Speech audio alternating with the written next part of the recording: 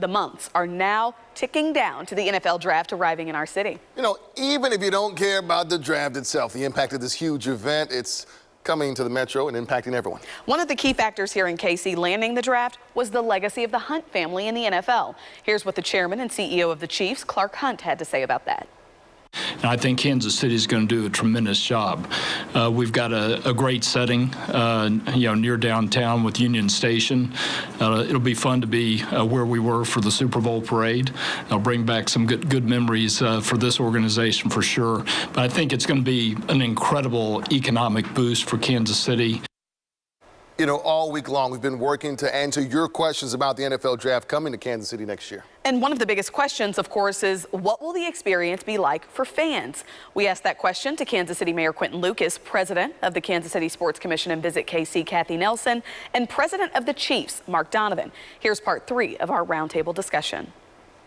A lot of folks that want to know, what is it like for somebody who, let's say they just have a couple bucks and they're just coming down to experience. And I got to see that at some of the Super Bowls that the Chiefs went to. I would talk to Chiefs fans and say, hey, I'm from Raytown. I just drove down and I'm just walking around all weekend, right? We want to make sure we have that experience no matter your price point. And I think that's how you can welcome 600,000 fans. And we'll be ready as a city to do so. You know, it's funny you talk about the fans. That's one of the biggest questions that I have. And I think we've talked about it.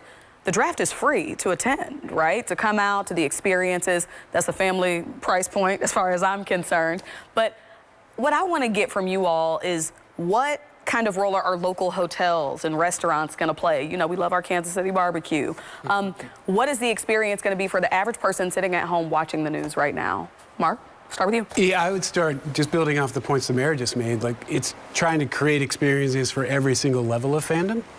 And we're going to have people drive here from Wyoming. We're going to have people who drive in from Raytown. We're going to have people fly from LA and New York City. I would say that one of the big benefits of that person who flies in from LA, like the shock of, wait, I can get on this trolley for free?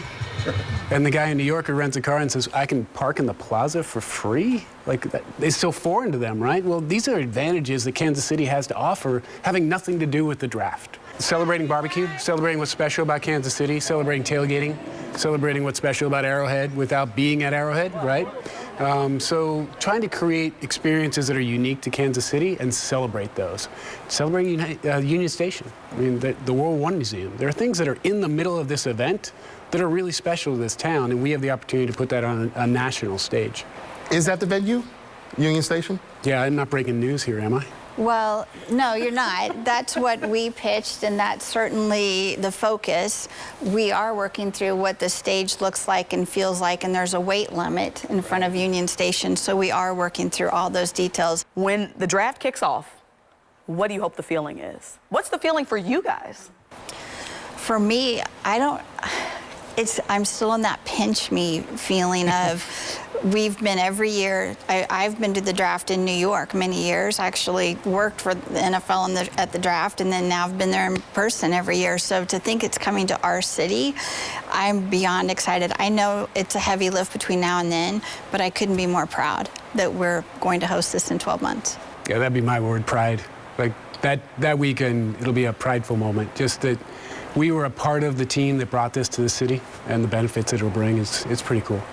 As we wrap up, any final thoughts as we are technically on the clock now? As a kid who grew up here, I know Kathy did too, just the excitement for the entire region. We get to share, as Mark was just noting, that Arrowhead experience, even if you're not here, that Kansas City experience, and we get to export that, and what that can mean for this community for years and years in the future is what I'm pumped about. If you missed the previous parts of that conversation, you can find them on our website. We talked about how KC landed the draft, the city's plans to upgrade roads, transportation, and more. Just go to kshb.com/KC on the clock.